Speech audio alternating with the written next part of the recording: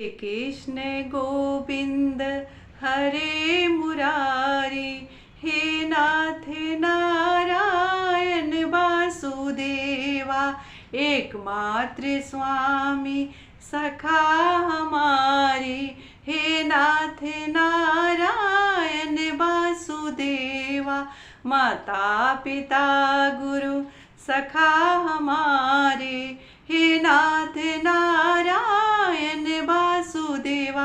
Hi guys, welcome to my SPM blogs. मैं मीतू शुक्ला आज लेकर के आई हूँ शनिवार को क्या करे और क्या ना करे, क्या खरीदे और क्या ना खरीदे, किस नियम विधि से अपने घर परिवार में सुख समृद्धि बनी रहे और शनि की ढैया और साढ़े साती से हम लोग बचे रहें।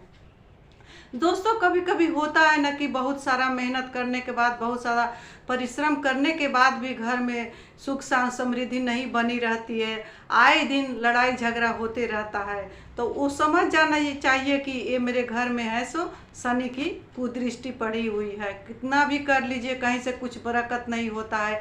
कोई स्वस्थ हुआ तो दूसरा बीमार पड़ गया, दूसरा बीमार पड़ा तो तीसरा बीमार पड़ गया, इस तरह से होता है। तो समझ जाइए कि शनि की साढ़े साती या ढैया है। उस तरह से कहीं जा रहे हैं, अकारण ही एक्सीडेंट हो गया, गाड़ी एक्सीडेंट हो गया, कहीं पर कुछ हो गया, भारी चोट लग गया, भारी नुकसान हो गया, तो समझ जाना चाहिए कि शनि की साढ़े साती है और ढैया है। बहुत सारा महत्वपूर्ण जानकारी आप लोग के लेकर के आज आई हूँ।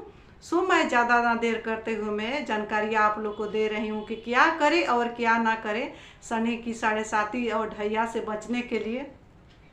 तो सबसे महत्वपूर्ण बात, पहला टिप्स है कि उस दिन सुबह में जल्दी से जगें, शनिवार के दिन, और जल्दी से जगें और अपने घर में झाड़ू लगा करके हो सके थोड़ा थोड़ा झोल निकाल दें उस दिन, और अपने घर को नमक और पानी से थोड़ा थोड़ा पोंछा जरूर ही लगा दें, क्योंकि जो निगेटिविटी है घर से निकल जाती है और शनि भगवान प्रसन्न भी हो जाते हैं।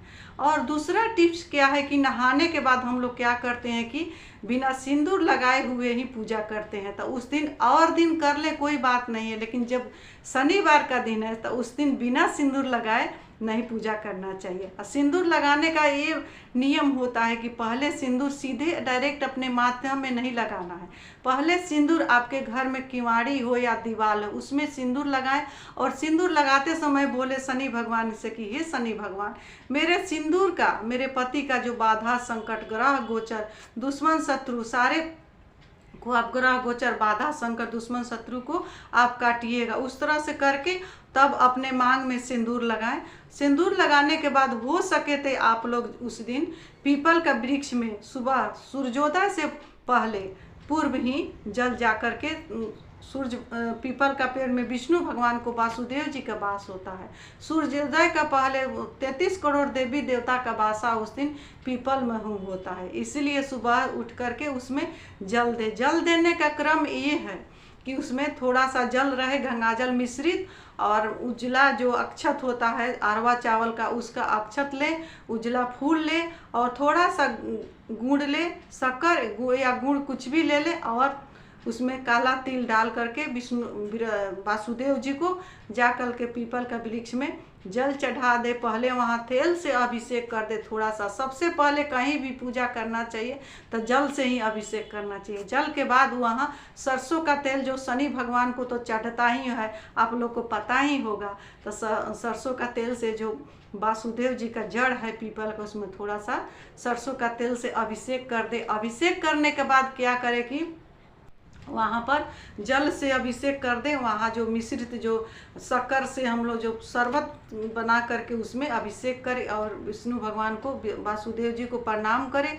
हो सके तो एक आप लोग धूप दीप जला सकते हैं वहाँ पर, और प्रणाम करके जो मन का कामना है सो कहें और उनसे प्रार्थना करें कि मेरे घर में मेरे बच्चे को, कोई अगर घर परिवार का एक आदमी भी कर सकता है तो उस दिन करना चाहिए। उस करने से क्या होता है कि शनि के साढ़े साती ढैया प्रकोप से हम लोग बचे रहते हैं। बच्चे लोग जहाँ रहते हैं वहाँ सुरक्षित रहते हैं। बड़े से बड़े बाधे आते हैं और कट जाते हैं, कभी पता भी नहीं चलता है। तो इस तरह से करें उस दिन।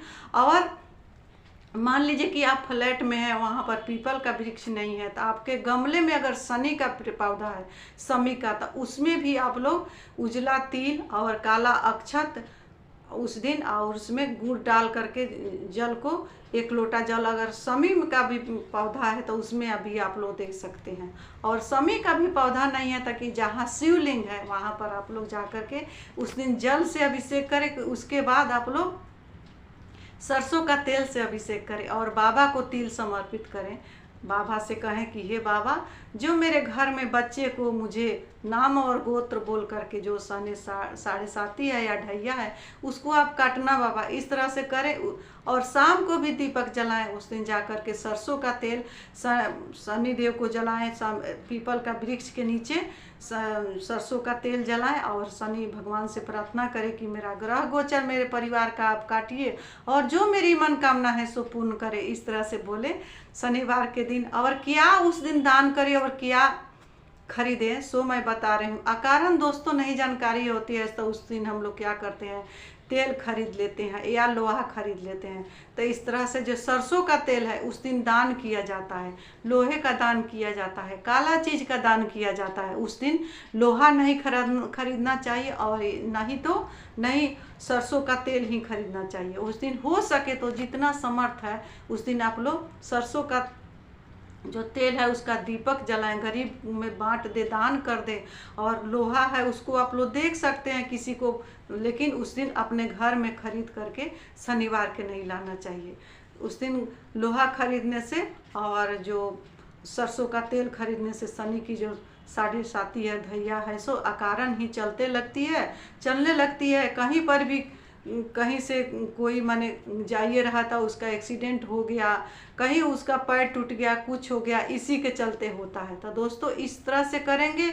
और उस दिन की खाना में क्या करेंगे कि सुबह में नहा धोआ करके जब आप पूजा करके आए तो उस दिन थोड़ा सा भूंजा खा ले चना का, या चना का सत्तू थोड़ा सा नमक डाल करके घोर के 1 गिलास पी ले। उसके बाद में खाना में खिचड़ी, चोखा, जो लिट्टी है, उस तरह से, इस तरह से खाने से जो होता है, जो हम लोग का ग्रह गोचर जो बाधा है सो कटते रहती है। तो इस तरह से करें दोस्तों। यह बहुत सटीक ही और सरल जानकारी है, इसमें कोई खर्च नहीं है और कोई ज़्यादा इसमें तूल तड़ांग नहीं है। आप लोग सुबह जल्दी नहीं उठ सकते हैं तो शाम को ही दीपक जला सकते हैं अपने वासुदेव जी के पत्ते में। वो सुबह शाम में वास रहता है वहाँ 33 करोड़ देवी देवता का, तो शाम को भी जा कर के आप लोग उस तरह से दीपक को जला सकते हैं। दोस्तों आज का मेरा वीडियो यहीं तक का था। आशा करती हूँ मेरी ये वीडियो आप लोग को अच्छा लगा होगा। तो मेरे इस वीडियो को आप लोग लाइक करिएगा, शेयर करिएगा, सब्सक्राइब करिएगा। मिलती हूँ अगले वीडियो में। आप लोग खुश रहे।